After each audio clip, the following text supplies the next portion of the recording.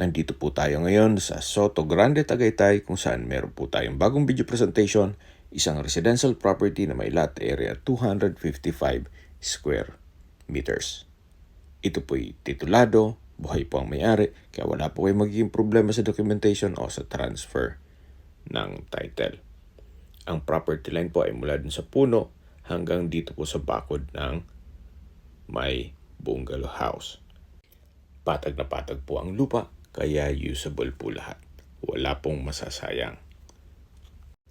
Kung sakali pong ma-acquire nyo ito, anytime po pwede na po kayong magpa-construct. Gawa ng nakaredy na po ito for construction. Hindi nyo na po kailangan magpatambak. Nasa loob po ito ng isang exclusive subdivision na kumpleto po ang amenities. Gaya ng clubhouse, covered basketball court, tennis court, parks and playgrounds,